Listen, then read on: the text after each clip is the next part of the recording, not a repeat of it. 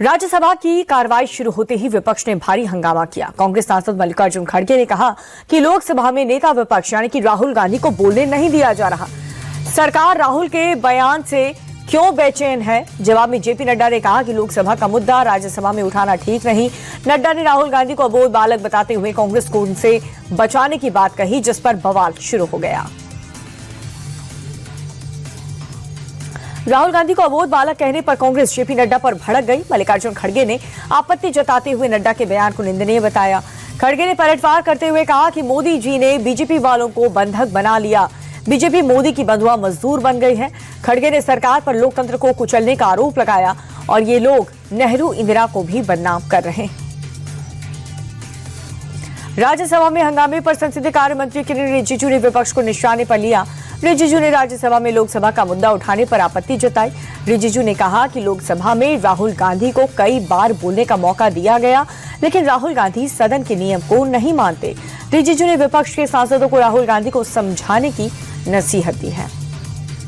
America से trade deal में किसानों के हित पूरी तरह से सुरक्षित है। केंद्रीय कृषि मंत्री शिवराज सिंह चौहान ने ये बात स्पष्ट कर दी है। अमेरिका डील से अनाज, मिलेट्स और साथ ही प्रमुख फलों के लिए बाजार नहीं खुलेंगे। किसानों के हित पूरी तरह से सुरक्षित हैं। डील से भारत के किसान का लाभ होगा। चावल, मसालों का एक्सपोर्ट बढ़ेगा।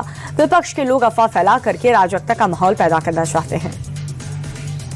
भारत और अमेरिका का ट्रेड डील को लेकर के वॉशिंगटन से बड़ी खबर सामने आई, जहां पर ब्लूमबर्ग मीडिया ने सूत्रों के हवाले से दावा यह किया कि एनएसए अजित डोवल ने वॉशिंगटन में अमेरिकी विदेश मंत्री मार्को रूबियो से मुलाकात की और साफ कह दिया कि भारत किसी के भी दबाव में झुकने वाला नहीं है। डोवल ने यह भी कहा कि भारत अमेरिका के साथ चल रही कड़वाहट को खत्म करना चाहता है और दोबारा ट्रेड डील पर बातचीत शुरू करने के लिए भी तैयार है। विदेश मंत्री एस जयशंकर इस समय अमेरिका दौरे पर हैं। यूएस के साथ ट्रेड डील को लेकर के वॉशिंगटन में उन्होंने एक बड़ा बयान दिया। एस जयशंकर ने कहा कि ट्रेड डील के मसौदे को आखिरी रूप दिया जा रहा है। पीयूष गोयल अमेरिकी प्रतिनिधि से बात कर रहे हैं। प्रधानमंत्री मोदी और राष्ट्रपति डोनाल्ड ट्रंप की मुलाकात के बाद एफटीए का औपचारिक ऐलान होगा। केंद्रीय मंत्री अमित शाह आज शाम 3 दिवसीय जम्मू कश्मीर दौरे पर जम्मू कश्मीर पहुंचेंगे और लोक भवन में राजनीतिक नेताओं के साथ बैठक भी करेंगे।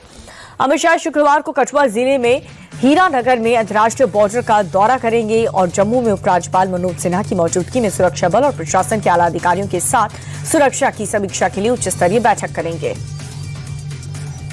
यूपी में चाइनीज मांझे से हो रही दुर्घटनाओं पर मुख्यमंत्री योगी आदित्यनाथ ने संज्ञान लिया। पुलिस अधिकारियों को फटकार लगाते हुए उन्होंने कहा कि चीनी मांझे के प्रतिबंध होने के बाद भी इसकी उपलब्धता कैसे हो रही है। सीएम ने पुलिस प्रमुखों से देश भर में अभियान चला करके छापेमारी के निर्देश दिए और वहीं यूपी में अब चाइनीज मांझे से होने वाली मृत्यु को हत्या माना जाएगा। बिहार में अश्लील गाने बजाने वालों की अब खैर नहीं होगी। होली से पहले डिप्टी सीएम सम्राट चौधरी ने कड़ी कार्रवाई के आदेश दिए। डिप्टी सीएम ने डबल मीनिंग वाले अश्लील गाने बजाने पर पुलिस को सख्त कार्रवाई करने का आदेश दिया है। निर्देश के मुताबिक सार्वजनिक स्थलों पर अश्लीलता फैलाने वालों पर एफआईआर दर्ज होगी। डिप्टी सीएम ने सभी जिले के पुलिस अधिकारियों को विशेष अभियान चलाने का भी आदेश दिया। सीएम विष्णुदेव साय की अध्यक्षता में छत्तीसगढ़ खनिज विकास निधि सलाहकार समिति की बैठक हुई। मीटिंग में साय ने कहा कि छत्तीसगढ़ खनिज संपदा से समृद्ध राज्य है। प्रदेश में रेयर अर्थ मिनरल सहित कई खनिज मौजूद हैं और खनन परियोजनाओं को गुणवत्तापूर्ण और समय पर पूरा किया जाए। साथ ही सीएम ने खनिजों की अवैध ढुलाई और खनन पर ड्रोन से नजर रखने के निर्देश दिए। सीएम ने कहा कि विशेष टास्क फोर्स द्वारा की जा रही निगरानी बेहतर किया जाए। गाजियाबाद की 3 बहनों के सुसाइड केस में नए खुलासे हो रहे हैं। पुलिस के मुताबिक बच्चों के पिता ऑनलाइन ट्रेडिंग का कारोबार करते थे और इन पर 2 करोड़ का कर्ज था। पिता ने बच्चों से मोबाइल छीन करके बेच दिए थे और इसी वजह से बच्चे स्ट्रेस में थे। तीनों बहनों को कोरियन गेम की लत थी और इसी की लत में उन्होंने खुदकुशी कर ली। फिलहाल पुलिस ने बहनों को मोबाइल फोरेंसिक जांच के लिए भेज दिए हैं। अमित शाह के जम्मू कश्मीर दौरे से पहले उधमपुर में सेना ने जैश ए मोहम्मद के 2 आतंकवादियों को मार गिराने में कामयाबी पाई है। सुरक्षा बलों के साथ मुठभेड़ में घायल दोनों पाकिस्तानी आतंकवादी एक गुफा में छिपे थे, जिसे सुरक्षा बलों के जवानों ने ग्रेनेड से विस्फोट कर उड़ा दिया। मारे गए आतंकवादियों में एक जैश का टॉप कमांडर अबू मावी था, जबकि दूसरे का नाम जब्बार। सुरक्षा बलों ने आतंकवादियों के पास से M4 कार्बाइन, AK-47 और भारी मात्रा में गोला बारूद भी बरामद किया है।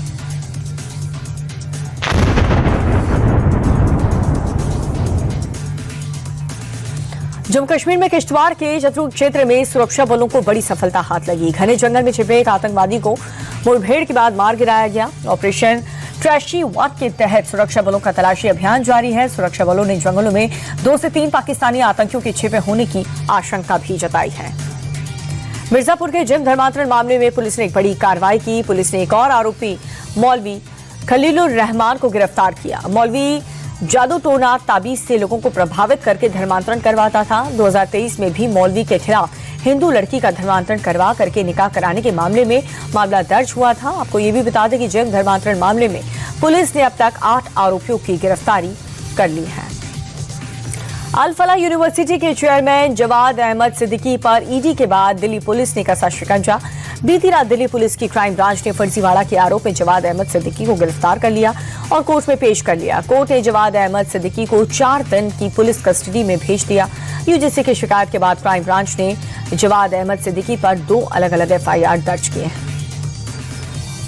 कानपुर में अपराधियों और बदमाश के खिलाफ ऑपरेशन 24 के तहत बड़ी कार्रवाई हुई है। ऑपरेशन के तहत पुलिस ने थाना चमनगंज, बजरिया, कर्नलगंज, जाजमऊ, बिठूर और नवाबगंज की पुलिस ने अपने 16 अपराधियों को भारी सुरक्षा के बीच डुगडुगी पिटवा करके जिला बदर की कार्रवाई की और इन बदमाशों पर वसूली, धमकी दे करके रंगदारी मांग, धर्म परिवर्तन, मारपीट, चोरी, डकैती समेत कई मामले दर्ज हैं। लखनऊ में एक बार फिर से नगर निगम की लापरवाही सामने आई। पारा इलाके के खुले नाले में मौत को दावत दे रहे। दरअसल खुले नाले में बगी दोनों घोड़े समेत गिर गए, जिसके बाद इलाके में हड़कंप मच गया। काफी देर तक घोड़े नाले में ही फंसे रहे और आसपास में गुजर रहे जो भी लोग वहां से गुजर रहे थे वो बग्गी सवार की मदद की। लोगों ने पहले बग्गी को अलग किया और फिर कड़ी मशक्कत के बाद घोड़ों को बाहर निकाला। राजस्थान में शुद्ध आहार मिलावट पर वार अभियान जारी है और इसी कड़ी में खाद्य सुरक्षा विभाग ने अजमेर में कार्रवाई करते हुए हलवा फैक्ट्री पर छापा मारा। छापेमारी में 300 किलो सोहन हलवा और तेल के 16 पीपे जब्त किए गए और साथ ही कलर मिलाई मूंगफली भी जब्त की गई है। सैंपल जांच के लिए भेज दिए गए। इसके अलावा रिपोर्ट आने तक फैक्ट्री सीज कर दी गई। फूड सेफ्टी टीम के मुताबिक मैदा और बेसन से सोहन हलवा बनाया जा रहा था। ड्राई स्टे यानी कि शराबबंदी वाले राज्य गुजरात में खुलेआम शराब पार्टी चल रही है। ताजा मामला राज्य की आर्थिक राजधानी अहमदाबाद से आया। यहां पर पुलिस ने एक हाई प्रोफाइल शराब पार्टी पर छापा मार करके 81 लोगों को हिरासत में लिया है। हिरासत में लिए गए बड़ी संख्या में महिलाएं शामिल हैं।